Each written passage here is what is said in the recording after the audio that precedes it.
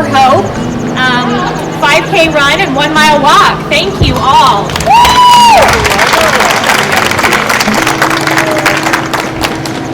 So we're going to start off the morning with our 5K, and then when runners return, we'll be moving into speakers at around 9:30 this morning, and then we'll be ending the event with a 1 mile walk in honor of those who have lost their lives to suicide or mental illness.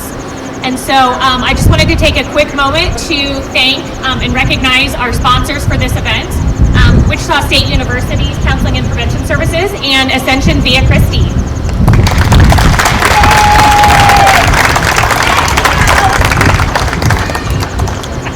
All right, so if you've looked at the map for the run, it's a little bit windy and maybe hard to follow. So we've got some people.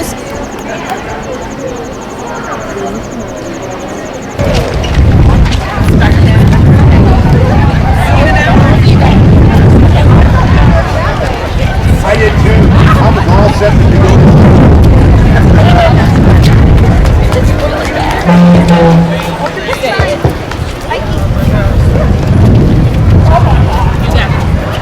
Test 1, 2. Mic check.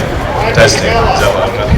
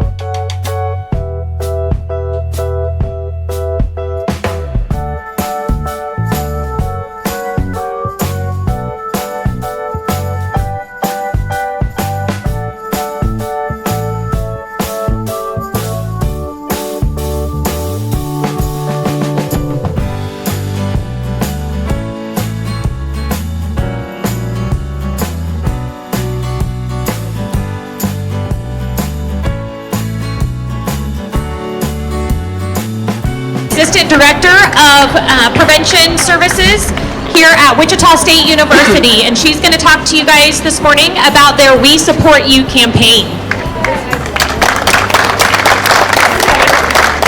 Thank you, Nicole. I've really enjoyed working with you on this event, and just the community support that you have behind you with Stop Suicide ICT has been evident here this morning. So I'm really glad about this partnership. Well, good morning. It brings me so much hope to see so many people here to help raise awareness for this very important cause. I am Dr. Jessica Provines, the Assistant Vice President and Chief Psychologist at Wichita State University. I helped found the Suspenders4Hope program. It's a mental wellness and suicide prevention program. And the Suspenders4Hope are helping to change the conversation around mental health and suicide by empowering our community to share their stories about mental health. Every year, millions of Americans overcome a suicidal crisis. And those triumphs should be celebrated and not stigmatized. Telling our stories is how we spread hope. And those of us who have lost a loved one to suicide deserve a space to come together where we can grieve openly without shame and support from one another. With that, I would like for us to take a moment on the 20th anniversary of September 11th of the attacks on the Twin Towers to remember those who lost their lives.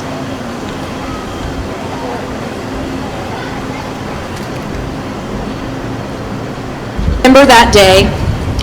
It was my first year of my graduate program in community clinical psychology here at Wichita State University. I had no idea that the journey that would unfold before me and what would help me work to improve the mental health and well-being of not only my campus, but also the community that I love. Before that, as a first-generation college student and transfer student at Wichita State, I experienced a hard year. I found myself struggling that first year at Wichita State. Might wait for the airplane to go by. I found myself struggling that year, and that was when I experienced my first episode of clinical depression. At the time, I had no idea that there were quality mental health services available to me as a student right here on campus, and that someday I would end up leading that department. Now I have made it my mission to make sure that every student knows about the resources when they arrive here. Fast forward to years later in the year 2015.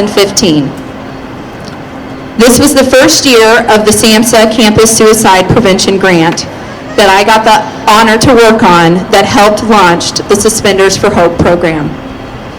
I was working as a community clinical psychologist, and my greatest fear happened.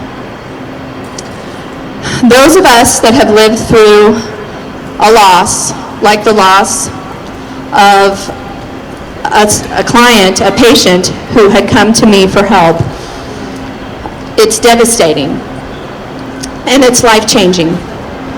The shame and the guilt that we carry will haunt us for life. I didn't want people to know. At first, I didn't talk about it. I thought that people would think I was a bad therapist, that I had let her down, and that it was my fault. Even though I know that as a mental health care professional, suicide is no one's fault, not even the person who dies by suicide. Today, I talk about it. It took me a long time, but today I talk about it because I know that talking about it is what helps me to heal. It is what lets others know that they are not alone, and this is how we spread hope. Like many loss survivors, I have poured myself my love, and my grief into mental wellness and suicide prevention. That is what is fueling the Suspenders for Hope program. I've made it my life's mission and purpose that I can help spread the message of Suspenders for Hope. And now, with the help of Ascension Via Christi and our partners like Stop Suicide ICT, we are working to help make sure the Suspenders for Hope become a national symbol for all to recognize the importance of community support in our mental wellness. I ask you to please join me in this mission. Talk openly about mental health and suicide. Check in on others when you sense that they are struggling, and get help for yourself and for your loved ones. Wear your Suspenders for Hope as a symbol of pride that stomps out shame and stigma. Use the hashtags #TakeOurTraining. Through our partnership with Ascension Via Christi, we have made the We Support You Preventing Suicide online hour-and-a-half training available to anyone in Sedgwick County at no cost. Please take the training to learn more about how you can recognize the warning signs and give you the confidence you need to intervene in a crisis.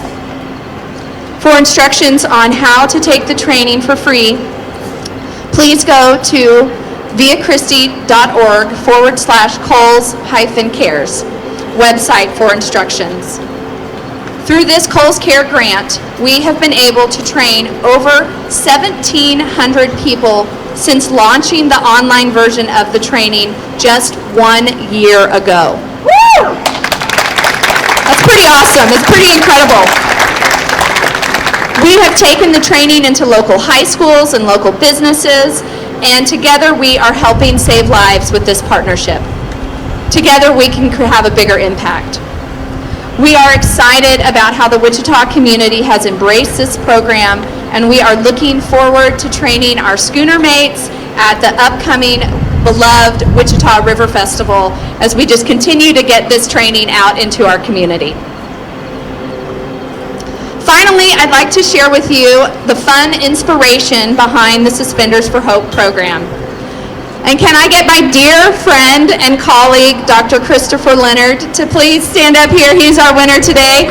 Or just raise your hand.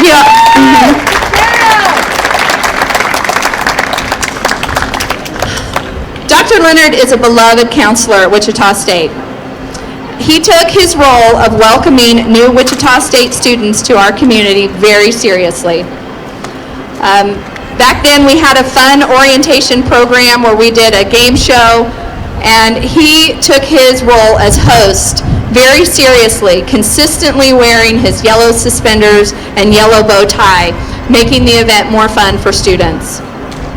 Students started calling him Dr. Suspenders, and when we started our work on the grant, we worked with our communications team to see how we could take this idea of Dr. Suspenders and transform it into not a person, not a department, not a university supporting mental wellness, but how can we turn it into a community that supports each other? That's what the We Support You campaign is about. Thank you all for being here this morning. Thank you for being a part of this community. And thank you for helping us reach more people with the message of hope. Now, more than ever, hope is what we need. It has been such a pleasure to work with Dr. Provines on this effort.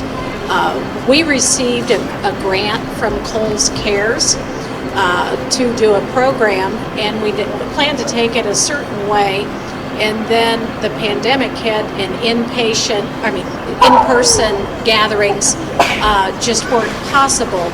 So we had grant funds, but we're looking to develop a program, and Wichita State had a program but lacked the funds to be able to carry it forward to the community. And so hence a perfect partnership was born, one that really fits that model of collaboration, that when everybody does a little, nobody has to do a lot, and together we can be more successful.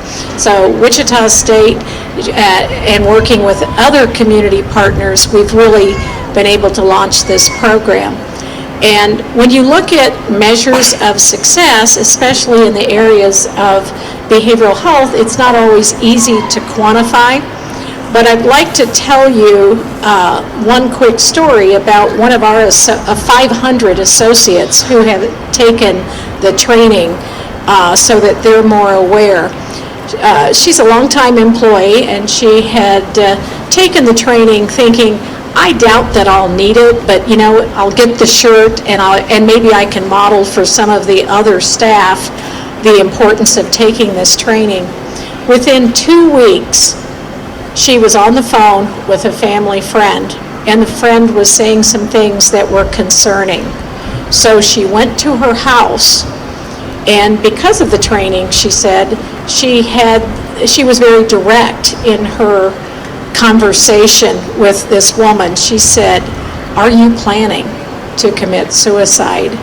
And to her, astonishment, the woman said, "I've already started." And she was able to call 911 and get help. That individual is now getting the support that she needs and has moved beyond that crisis mode. But if I look at how important this investment has been with this grant, I know absolutely that one life was saved, and one life is enough for us to say this program has been a huge success. So, thank you for allowing me to share, and I'd like to now turn the mic over to Jessica Provines. I just want to introduce our guest speaker here, County Commissioner Sarah Lopez. She has been so supportive of this program. She has openly been helping to lead on the importance of mental wellness in our community and has been wearing the suspenders and sharing her story with others. And so we really want to thank Commissioner Lopez for being with us here this morning. Good morning. How's everyone doing today? Well, as she said, my name is Sarah Lopez. I am the County Commissioner for Sedgwick County in the 2nd District. I'm still pretty new, only been there about 8 months, so I have a lot of learning to do, but I am so excited to be here today. This is something that's really important to me. Taking care of our mental health is extremely important.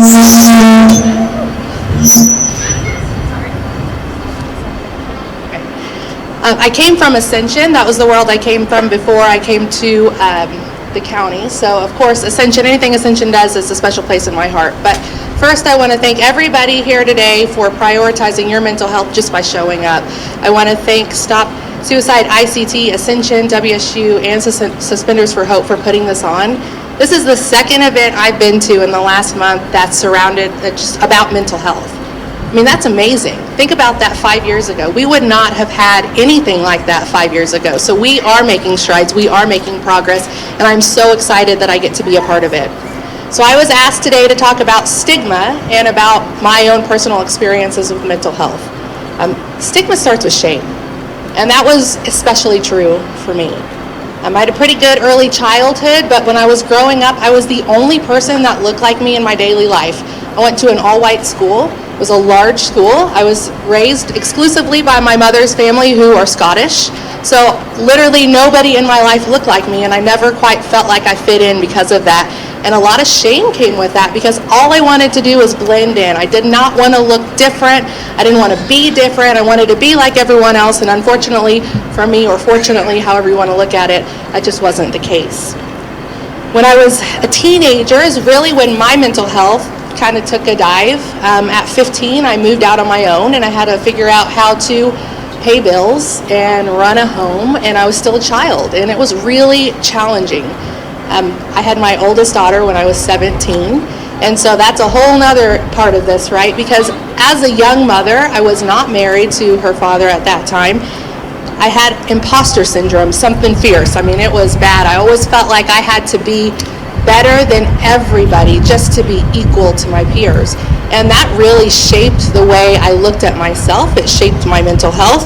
And because of all those things, I was so ashamed of who I was, of what I looked like, of my age, of just my history. And because of that shame, I didn't seek help. I let it fester inside of me for years and years, to the point that my anxiety, it really touched every single aspect of my life. It affected my work performance, it affected how I raised my children, it affected the internal dialogue I have with myself, and I was miserable. I was not healthy, I was not happy.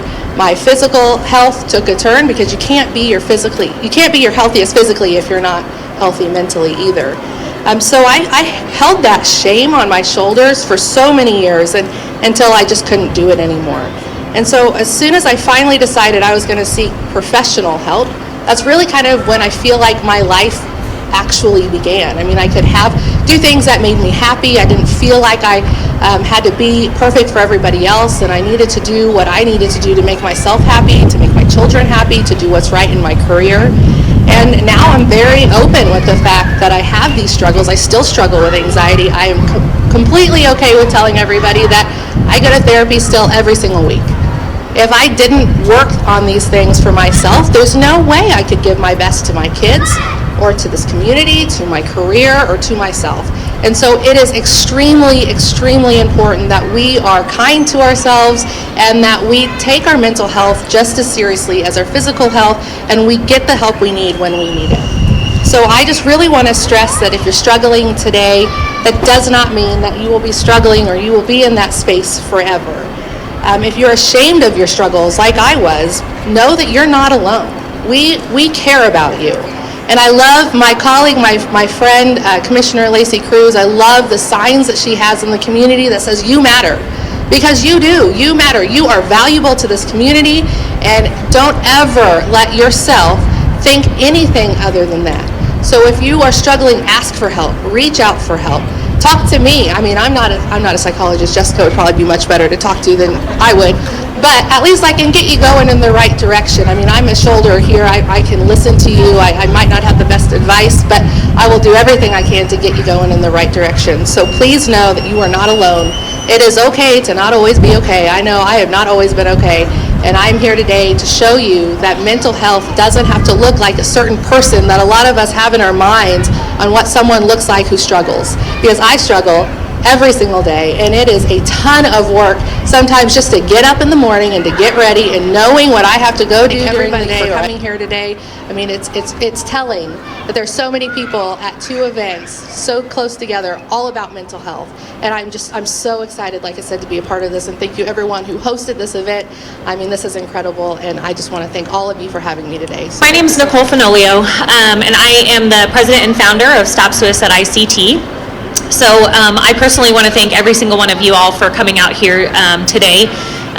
The purpose of this event was to not only spread awareness about mental health and suicide, to help reduce the stigma, to talk about mental health and let people know that it's okay to not be okay, and it's okay to be okay. But also, to be able to continue to support the work that my organization does through all of the donations that we've received through this. So thank you so much to everyone who came out and who helped donate. And here's my son giving me a hug while I speak.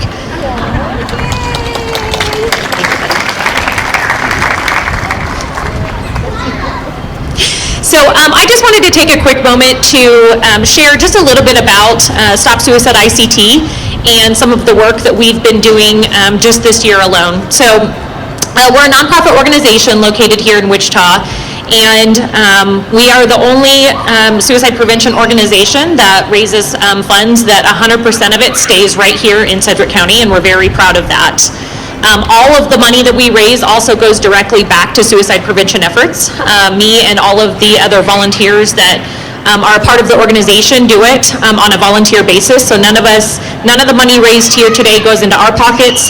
It goes directly back to suicide prevention efforts in the community. So just know that every dollar that you donate is going back directly back to your community. And so through that, I just wanted to share about one of the initiatives that we've been working on this year, which is a program called Zero Suicide.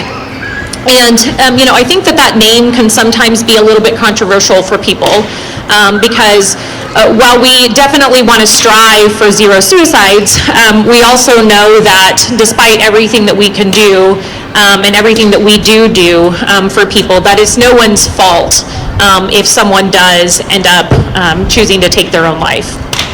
So zero suicide, what it actually is it's a transformational framework for health and behavioral health care systems. And the foundational belief of zero suicide is that suicide deaths for individuals that are under the care of health and behavioral health systems are preventable. For systems dedicated to improving patient safety, zero suicide presents an aspirational challenge and a practical framework for system-wide transformation towards safer suicide care.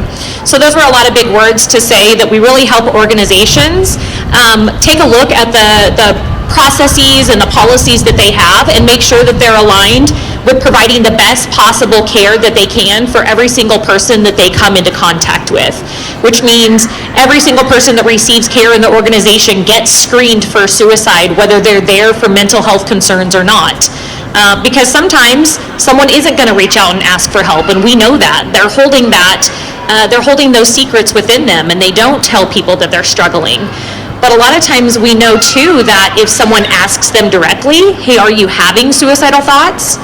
That's that invitation that opens up to say, yeah, it's okay to tell us. It's okay to share if you're having them. And sometimes that's all that they need is for someone to ask them if they're having those thoughts, to ask them if they're struggling, whether they're presenting for, a sprained ankle or they're there for their annual visit. Regardless of the reason that the person is being seen in the healthcare system, screening every single person for suicide can help to detect those that are struggling that just haven't reached out for help yet. So that's really one of the core components of the zero suicide framework of care, and we've been working with numerous organizations in Sedgwick County to implement those screening measures and those policies within their organizations so that we are able to make sure that we're providing the best care possible to every single person that receives any kind of healthcare services here in our community. So I could talk for hours about it. I'm not going to, but I just wanted to share a little bit about what we've been working on. So I'm going to go ahead and pass the microphone over now to an amazing person who a lot of you that are here today may know. And if you don't know him, I hope that you never have to meet him. Jim Yoder is an amazing man who leads the Survivors of Suicide Loss group. And so I hope that you don't ever have to meet him, because I hope that you never lose someone that you know to suicide. But if you do, or if you have, this man will be here to provide the support for you. And he leads an amazing group of people that will become your family and will be there for you in your darkest moments. And so I wanted to give the opportunity to Jim today to just share a little bit about his story and what he has done for the community. And then after that, then we'll talk about the top fundraising teams and give away a few prizes this morning. So here we go, Jim. Thanks, Nicole. I'm a singer, so I'm not mic shy. So if I'm too loud, say so. I facilitate Wichita Survivors of Suicide Loss group. It's one of the largest in the country, probably the most active in the country, and also one of only two that meets every week. So we meet every Monday night. The far table over there, I've got some information if you want to get it. Just contact me, and I know many of you are survivors of loss yourselves. Suicide grief is arguably the most complicated grief out there. A lot of things about grieving someone you love to suicide is it's tough. And our group is more of a community and a family and a tribe than a traditional support group. We're building a community of survivors. And in doing so, we're also preventing the follow-on suicide that often happens within families that have suffered a loss of someone that they love. So I'll try to get out of the wind here. So I wanted to share a little bit about a concept that I've noticed in my many years. As you can tell, I'm not young. And see if we can protect that a little bit, maybe not. So I grew up, became an adult at the end of about 1980. And back then in high school and for the next decade, I remember the kids that smoked in school. And they'd go smoke with the teachers outside. Can you imagine that in today's world? I remember, going to restaurants, going to public places, indoors and out. People smoked. Nobody batted an eyelash. If I lit up a cigarette right now, what would you think? It's totally different now, isn't it? So how did that change happen? It didn't happen from one thing. It didn't happen because we threw money at it, or we threw education at it, or that we put the Surgeon General's warning on the packs of smokes. It didn't change because we took the advertising off of TV and out of magazines. It happened for all those reasons over a long period of time. There was no quick fix, there was no magic bullet.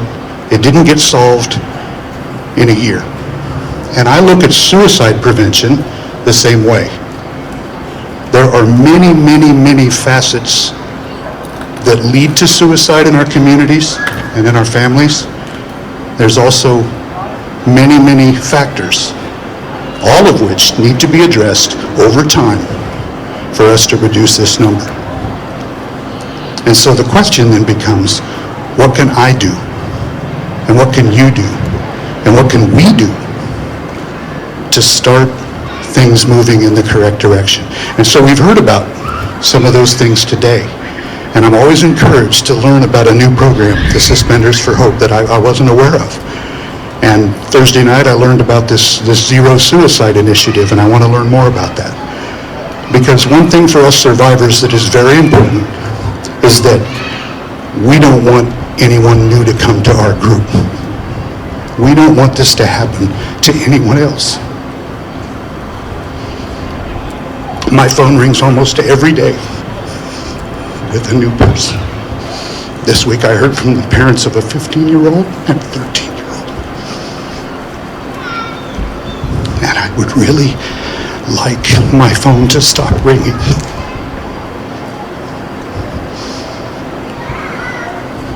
So what can we do? We talk about priorities. We all have the same 24 hours in a day. How do we spend those hours? We have our priorities, we have our passions, we have the things that are important to us. Yes, we've got to make a living, we've got to feed the kids, we've got to do all those things. But with any discretionary time that we have, how do we spend it? And I know I want to spend my time on things that matter and the things that will outlive me. If I'm not making a difference, then what good am I? That's how I look at it. So I challenge each of you. These programs that you've heard today, they take money, they take support, they take people's time. But most of all, they take their passion and they take their priority. And without it, we'll never get these numbers to go down. So I encourage you to do what you can, and every one of us is different. Do what you can with the resources that you have to make a difference on something as devastating as the scourge of suicide in our community. So I'll turn it back over to Nicole.